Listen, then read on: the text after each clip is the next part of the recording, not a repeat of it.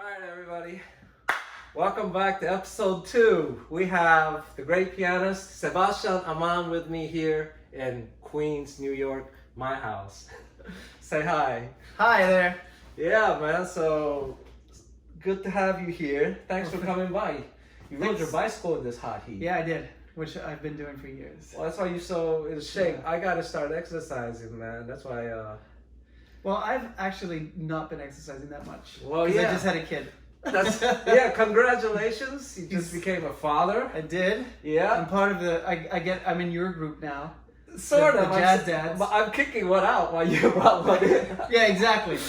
I'm sending my kid to college this month, end of this month, and you just had a baby 2 months ago? 2 months ago. How is that? Is your music better? Man, it's definitely changed. It's definitely changed. I think the way I practice. The way because you practice. There was a time in the very beginning where you just don't have time. Right. You know, you just don't have time, and you're super tired.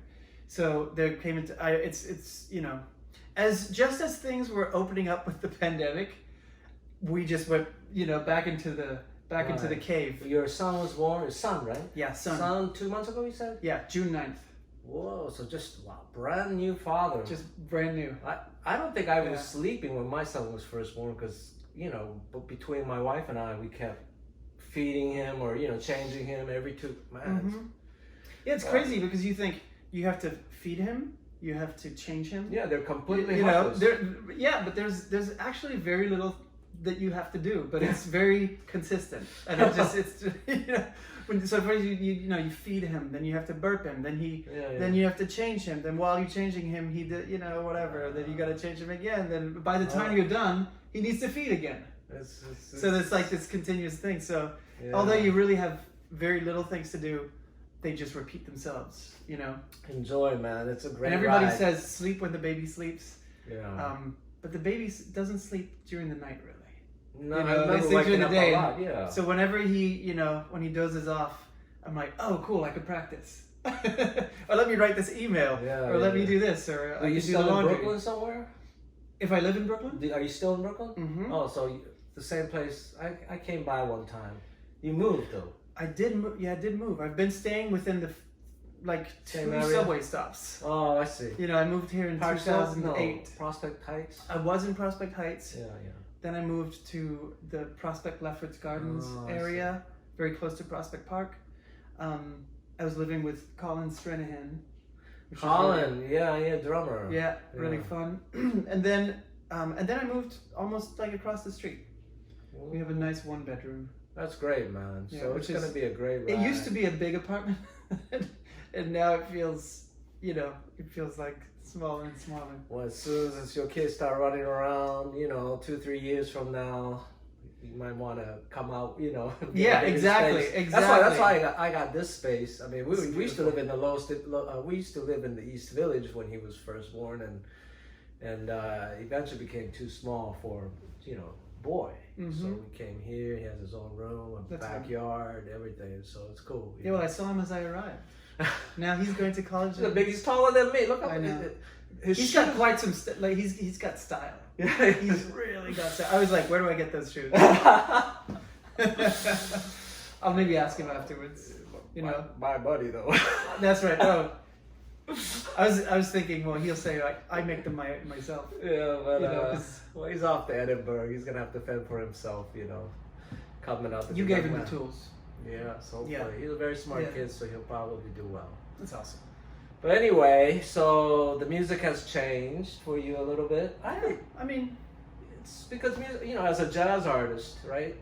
Everything we play or all the music that we create is sort of based on our life experiences, right? Mm-hmm. Unlike pop guys, if I'm a sideman like in Japan J-pop, you just kind of play the same thing over and over again, like just what the record is. That's it. Mm-hmm. There's no improvisation whatsoever.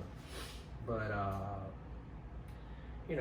something as big as getting married or having a baby, these are happy things. Maybe your next record will be freaking happy as hell. Well, I hope they all have some kind of happiness. Yeah. Because I think for me at least, like when I write music, there's always this. I mean, the tunes that end up on the record Because there are also tunes that I play in sessions where I'm like, okay, that was, whatever. It's good. Yeah, it's the process is kind of more important than the I result. played your music, and it is kind of like your music is very up, which is nice to contrast because I think I write a lot of more dark music. Mm-hmm. And oh, by the way, for people that don't know Sebastien, he's on my last record, Apotheosis, Fractal Attraction. He's the current pianist. There's a for copy Fractal. right Yeah. here. That's right. I brought There's it a copy up. right here. So if you haven't gotten it, it's sold out in Japan. It is. Yeah. Well, it's a good it's So, a great record. I had so much fun working. I really have some really amazing. Well, you did a great job, man. I mean, Tana, Alexa, voice, Sebastien Ammann, piano, Yasushi Nakamura, bass. He's coming over here too soon. And Clarence is coming. Clarence, piano and drums. So yeah, Apotheosis. Clarence is coming over? Yeah, so Oh, cool. to do everybody, I mean, the line is now really long. Everybody that I invited said yes. So, and I'm trying to do this episode like once, like put up like a video twice a month, right? So and if I have like 20, and it's not sometime next year, like people putting up in June coming here, but yeah. So Sebastien played on this record, and man, you did a great job. I listened to it. Thank you, man. I still listen to it from time to time, and it's not bad. I mean, I think it's really a great record. It's a record that I put on like regularly because I really think there's nice alchemy. The tunes are great. Yeah. What I love about your process, I think, is that in the studio you're super organized. Like you kind of have like a vision of what the end product is going to be. Yeah. So like working on this music was always a joy and challenging. Right. Because there are always things that you have to work on. It's not just something you can show up and play. It's not a standard session. You got to be No. You got to, and I think, and it was great because you sent me the music way in advance. Mm-hmm. Probably I have to because a few months in advance. Yeah, maybe a couple months. I try to give like a couple months because there's some homework, and you also got to try to catch the vibe. You have to get the vibe. So hopefully we could do another one, man. With the pandemic, I don't know, man. So we did this. The record came out. When was that? This was 2019? Late 2018. 2018. We recorded it. 2019 we came. And then towards the end, I remember last time I saw you, we did a gig in Williamsburg. Yes. With Lydia Liedman's husband. Will Slater played bass. Right. And then the pandemic started. And then everything. That was kind of right before, Yeah, right before. That was like December. Yeah. And in January, February. Yeah, I put out a record. I recorded it in 2019, I think. Right. And it came out in May of 2020. And it was supposed to come out before, but then I delayed it. Yeah. Because I thought, people are not. This is not. People don't need this right now, But then I thought maybe people do. I think so. Because I thought, we're dealing with so much, but at the same time, and the funny thing, and this wasn't planned. It's called Resilience. Oh, that's you didn't bring a copy, did you? Of course. Tell them. So it's a new album called Resilience. It's a new album. Yeah, it's under my name. Last year. It's under my name, but it's under. So it's Sebastien Ammann's Color Wheel. Oh, I see. Which is this band that I started in 2012. Right. With Michael Atias. Yeah. Same guy. Noah Garabidian plays bass. Nathan Elman-Bell plays drums, and we put out a record called Color Wheel in 2017, and that's on Chris Speed's label called. Chris has a label? Yeah, it's called. It's a great label. It's a really great label. It's called Skirl. Skirl.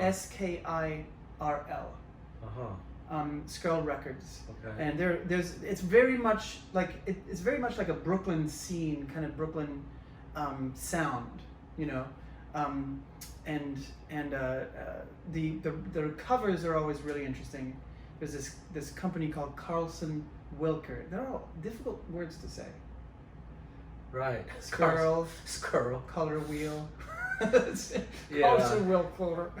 I was just thinking if I try to subtitle this in Japanese later, it's gonna send me. It's gonna make me crazy.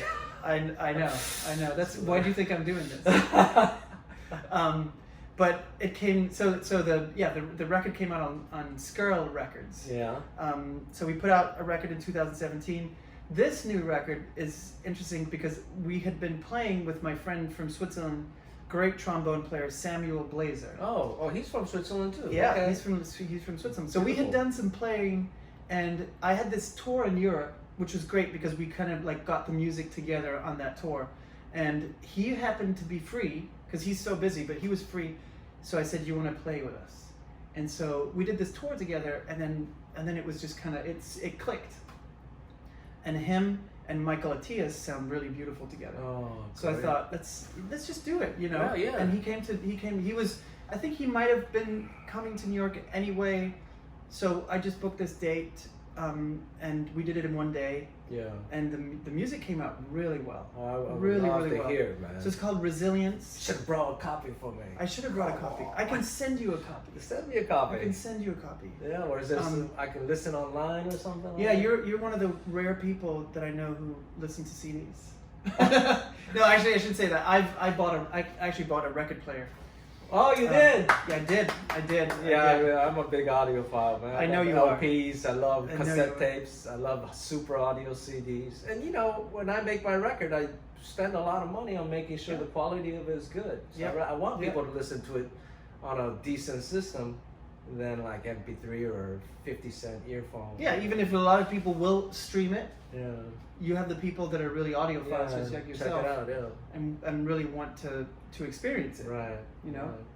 Right. And I mean, it's funny how like the sound of a recording is something that kind of, there's the music of course, but then there's also the sound. Like I can, it's almost something that you can touch. Yeah, you know, absolutely. like the sound of, you know, Bill Evans at the Vanguard. Yeah. Like you can hear, you can feel it. You know. I don't know what I'm thinking. Yeah, of course the Vanguard has like that specific color to the sound. Right. You know. Right. So this record is available pretty much everywhere now, right? Yeah. Online. So Yeah, man. it's online. It's Highly recommend it. Sebastien Ammann's new record. What was it called? Resilience. Resilience. Came out last year in the Yeah, middle of the pandemic. May 2020. Yeah. So Yeah, we actually got a review in Japan. Oh, you did. Jazz Life. Oh, who was the reviewer? I can't remember. Kazune does a lot of I it. could find out. Yeah. But it was really you know, it feels so good to, you know, to just know that people all around the world have like listening to the music. Yeah. So it travels. Kazune is great. He does all my, you know, like every time my record come out, he reviews it. He did that. He's a staff writer for Jazz Life. So. Oh, I see. Well, maybe it was him. It's probably him because he deals. Well, his English is good and he deals with most New York. I see. So, well, he knows that you're in my band because he reviewed this. So if he saw your name, he goes, "Oh, check this." He's always telling me, "Hey, Gene, man, if there's any great players in New York that you think, you know, I should check out, let me know." Oh, that's great. So, so that's great, man. So maybe we could actually play in Japan together one day. That would be wonderful. When this entry bands and stuff kind of disappears. You know, Japan is going through a fifth wave right now, so it's insane, man. I just got back right on time because I came back like a couple months ago in June, and now Japan is like huge. Like daily numbers are bigger than any time. And have vaccines been rolled out? They said like 65% of senior citizens have been vaxxed. Okay. Whereas young people that have, my friend said that they're gonna start this September. Okay. You know, well, so hopefully. they've been kind of late. For whatever reason, Japan was a little bit late with the vaccine of the general population. Well, it's interesting because you see a place like Israel, for example, that was very, very in advance with the vaccines, and they started vaccinating people. I think something like 70 or 80% of the population is now vaccinated, but it's one of the hubs of the new variant. It is. I heard that there are a lot of cases, and this is something that has kind of changed. Like a breakthrough case, they call it. I think so. You could be vaccinated and still then catch it. Because there was a point where we thought, oh, I'm vaccinated. Yeah, I'm okay. That's not 100%, things can. Right. But then, because of the variants, I think that they're talking about a third booster shot. The thing about Japan is the numbers are high now, but the deaths are extremely low. Mm-hmm. Like literally, like Is- 3 I a guess day that- or something like that. I guess the health system is resilient. Well, the main thing is that, from what I understand, the government is saying that they're running out of the ICU beds. Mm-hmm. That's why Japan may go into lockdown. They never did go into lockdown because I know New York, they closed everything. There was no more gigs, right? Mm-hmm. During this period. Mm-hmm. I think it just recently started to open up. Yeah, There's nobody on the streets, right? I took the L train the other day. There's nobody on it on a Saturday afternoon. Well, I guess I wonder Streets of New if York is it's empty. because Delta. maybe Delta, maybe people are trying to get out. Also, it's August. Yeah, it's hot. On my way here, I thought, I'm usually not here in the summer. You know, Oh, because I either guess I'm you're playing going. here or there, or Right. I'm just visiting my family, or it's a mix of both. Right. And so, you know, but these past 2 summers I've been here. Right. You know, last summer because we were in the middle of in the the middle of pandemic, the pandemic. and then this summer, you know, Yeah. So maybe Japan's going to pay the price because they never went into lockdown. I mean, the gigs, they closed the gigs for about 2 months, I think. mm-hmm. But when I went to Japan last year, starting June, people were already playing in like, you know, kind of a improvised situation. They had like sheets of vinyls around the stage, you know, and they limited the amount of people that could come in. Mm-hmm. The times were changed. Even now, when I was playing just recently, they weren't serving alcohol after 8 p.m. and things like that, you know. Mm-hmm. But now the numbers are blowing up. I wonder if like Gene Jackson and a lot of New York cats living there now, man. Because it's like a lot of, compared to New York, there's far more amount of work there. Mm-hmm. So Well, there's definitely. For me at least, I realize the work has kind of changed. yeah, You've probably seen that too. The pandemic hit, and everybody has a pandemic project. pandemic project. I guess you get there was a time where everybody was baking bread. Baking bread. Yeah, everybody made their own bread. Everybody, Right. we went through phases where people were posting so much about the food that they were cooking. Because you couldn't really go out. You couldn't really. A lot of places had closed down. Right.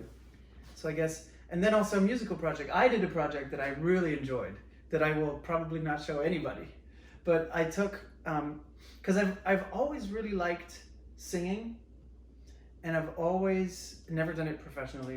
But when I was in the conservatory back in Switzerland, I was part of the choir. It was mandatory. Oh, yeah. And because my voice has never really changed from when I was a child. Well, I don't have a really low voice. I wish I had, but so I sang tenor. Right. And tenor is the middle voice, Right. Right. So one of the middle voices. Right. So I really loved, singing that middle range. And so one of the pandemic projects that I did was to take the Bach chorales Yeah. and then record each voice separately and put that into singing. I sang all the voices. Oh, so you overdubbed the parts yourself. I did. With voice. And I started with the bass. Yeah. And then, but I wanted to improve my ear as well, and I wanted to, improve my singing and everything. So I bought 2 microphones. I bought these microphones for piano. Right. But then I thought, I can use them for voice, and they I don't know, they sound decent, But it was a very informative and very, it kind of kept me sane in a way. That's Because great. every day, I don't know if you know my friend Caleb Curtis, saxophone player. I've met him. I've never worked with him, but I met him. We years live ago. in the same building. Oh, okay. And we would send each other these recordings back and forth. So he would do one. He got he bought himself a little whisper room. So I can just imagine him in his Whisper room is like a sound. It's a soundproof Okay, room. for saxophone players, Because his girlfriend is a pianist, Marta Sanchez. She's really great. So he has this whisper room, and he would record it inside his little cubicle. I did it just and I have a baby grand, and place the mics up there. But I would give myself one note, and then try and sing like at least a phrase. and try Right. and then you know, just check and see if I wasn't off. Yeah, that's You great know? ear training. It's great to Yeah. to feel the to hear the intervals. Yeah. Or to just start to, you know, feel what a fifth sounds like, Mhm. or feels like, Mhm. what a major third, minor third. And I realized, interestingly enough, I had problems with fourths and fifths for some reason, you know. And I would sing the bass line, the bass part, and then I would sing the tenor, and then I'd put the alto. Sometimes the soprano was too high, so I'd sing it down an octave, and then bring it up. But singing the middle voices, and sometimes you know, you put the bass, tenor, alto, and then by the time you sing the alto, you realize the tenor was a little off. So you have to do the tenor again. Intonation. And singing those middle voices when you have the rest happening is really interesting. And that's something kind of like that I've been working on, focusing on piano, is finding the middle, like the movement of the middle voices. Because the pianists that I really like are people who think contrapuntally. Yeah, sure. And who don't only think, you know, Block. chord and Block, note, block, you know. block. I can't stand that kind of playing. But okay. I know, but it's like, but you know, you learn that a lot, because when you learn jazz, you learn single line melodies a lot. Right. And then you learn voicings, single line. And now I'm trying to think more contrapuntally, like and just hear where the voices want to go, and you know. And so it's been really interesting to try and, you know, have a bass and a melody, and then have the middle move a little bit. Yeah. Because it just creates, you know, Well, movement. Bach is the perfect music for that. Oh, it's great. Yes. It's really amazing. Yeah. Well, that's why he's, you know, and he's also sort of like the jazz musician's classical composer. You know what I mean? Jazz musicians can deal with well, just like Glenn Gould is like jazz musician's favorite classical pianist, because Bach really kind of translates pretty well to jazz. It does. I mean, they're right, and it's more just so than like melodies. Haydn and all those like more classical kind of guys. I think Bach really translates well, and kind of pulls at the heart of the jazz guys more so. Yeah, he's definitely a composer that I always go back to. And for sight reading, I think is one of the best. Right. You know, especially for piano, because, and I always give him, like, you know, just assignments to students. Because are you still teaching? I am teaching. I'm teaching online. Now online, right? Mostly online. Yeah, which has been an interesting. Schools are closed all around the world. Yeah. Man.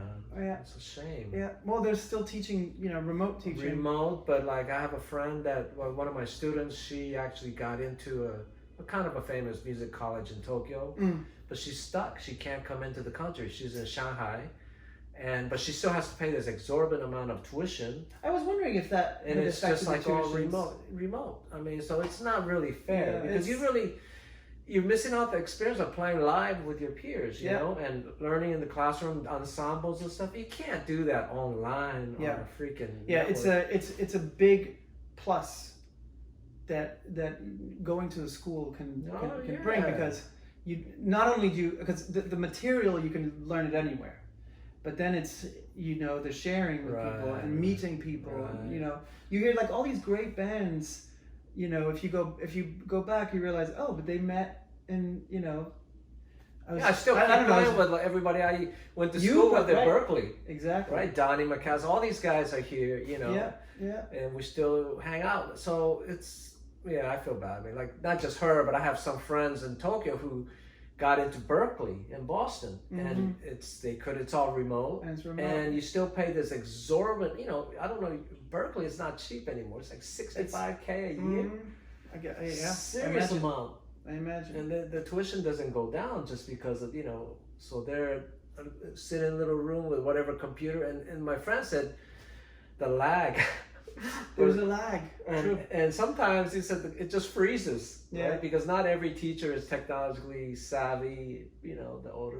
That's true. You learn, like, musically, you know, you have like the best, you know, as people get older, they have much more experience and they become like the best teachers.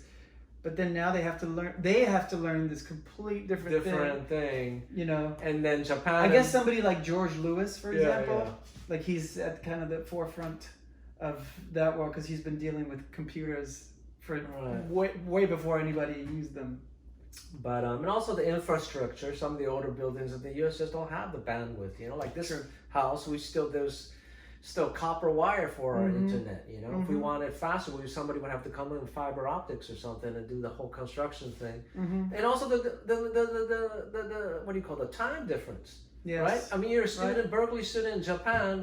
And the class is at 2 p.m. in New York. In Boston, that's 4 a.m. What are you? You waking up at 3 a.m. in front of a computer, and still pay $65K? Probably. It was funny. I took a couple of actually voice lessons online with my friend Jen Shu. Oh yeah. And she had like these. It was very interesting. I had a great time. One of the students, I think, was in where was she? Sri Lanka. Is Jen Shu back in New York? I think she is. Okay. She is. I almost took her apartment when we were looking for a new apartment. Beautiful apartment. She's got really good taste, you know. Okay. But yeah, it was so interesting. But some students, you know, zoomed in from really far away, and it was like nighttime. Yeah. So it's so interesting because during the pandemic, a lot has been, you know, transferred online. So there's so much. There are a lot of people like yourself, you know, you get things done. That's what I like about you. You get things done. Because when you called me and you were like, do you want to participate in this? I thought, oh man, I've had this idea for like 6 months, but I haven't done it, you know? Oh yeah, you too? Oh yeah, I thought, wouldn't it be interesting? Because we never, as musicians, hanging out. Yeah, well, there's videos and shit about our music and our playing all over the place on YouTube and stuff.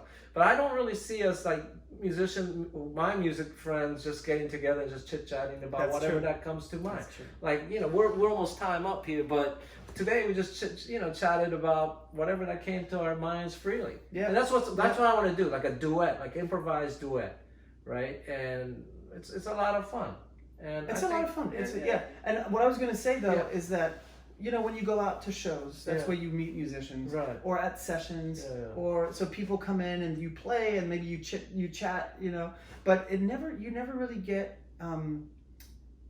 In my experience, you know, the situation. I think maybe adding a camera puts the situation in kind of a different light, where you're like, okay, let's talk about something really kind of substantial. Let's kind of dig this, talk about a subject and kind of get deeper into it. Yeah. Whereas at a show, you know, it's like, you want another drink? Okay, you know, or I gotta go, I got to get to another gig or something. You know, so I really value this setting. Yeah, it's gonna be fun, man. I mean, thanks so much for having me. Keep on. So now, if anybody wants to check out your music, what's the best place to go? You have a website? Website is what good. What is it? SebastienAmmann.com. That's very simple. I'm gonna have to because actually it's not simple because everybody spells Sebastien wrong. So SEBASTIEN. Yeah, that's how I spell it. AMM as in Mary. Yeah. ANN as in Nancy.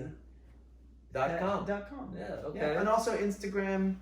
Sebastien Ammann piano. Right. If you Google it. And you can find more. The music is on YouTube. Yeah, more information than you ever need will show up on the screen, right? Yeah. With this day and age, everything's on Google. You just put Sebastien Ammann piano, boom. Comes up. Yeah. Just everything comes up. Your whole life. Your past crime history. everything.